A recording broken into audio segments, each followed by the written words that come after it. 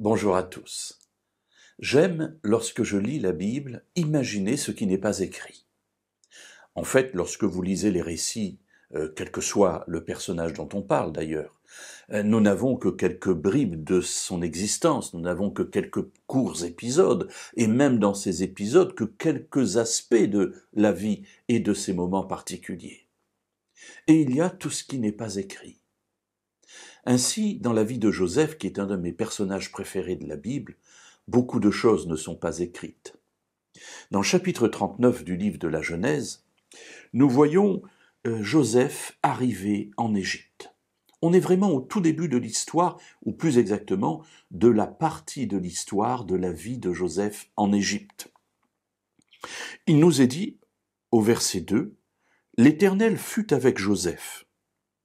Celui-ci réussissait à tous égards.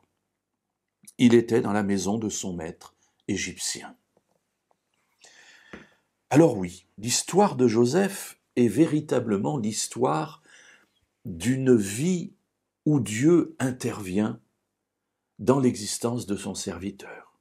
Nous le voyons déjà avant son exil en terre d'Égypte, mais nous le voyons aussi en Égypte.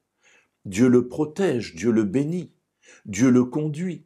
Et lorsqu'on lit cette histoire, qui est d'une des plus longues histoires mentionnées dans la Bible, nous voyons tout au long de ces récits, de ses rêves, de la manière dont il intervient, la manière dont il parle avec son maître, et tout cela, nous voyons véritablement que Dieu est avec lui.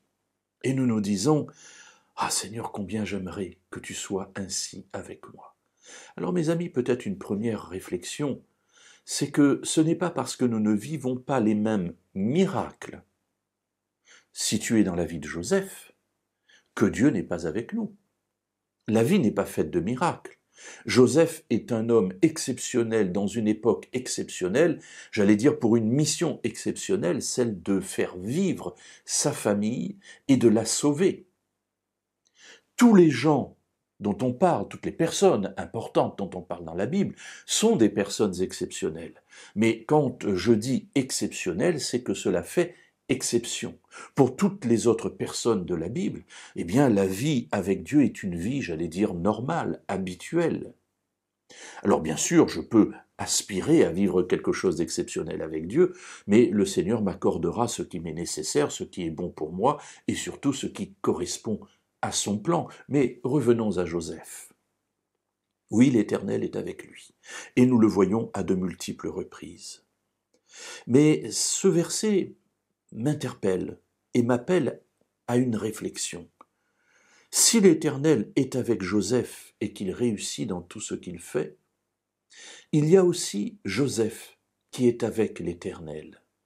Alors ça n'est pas mentionné de manière aussi claire, mais c'est ce que nous voyons aussi dans le récit de toute sa vie. Bien sûr avec des chutes, lorsqu'il va raconter ses rêves à ses frères avec sans doute un peu d'orgueil et un peu de, j'allais dire, de joie de pouvoir leur en mettre un peu plein la vue, si vous me permettez l'expression.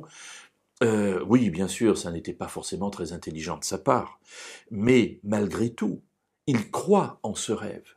Il va croire que Dieu est capable de l'accompagner en Égypte, y compris dans l'esclavage, et c'est ainsi que Joseph est Joseph. Parce que non seulement Dieu est avec lui, mais lui aussi est avec Dieu. Et les choix de sa vie sont faits en fonction de sa communion avec Dieu. Alors mes amis, faisons de même. Nous ne vivrons pas, peut-être, la vie de Joseph, mais nous pourrons au moins dire que nous aussi, nous avons marché avec Dieu.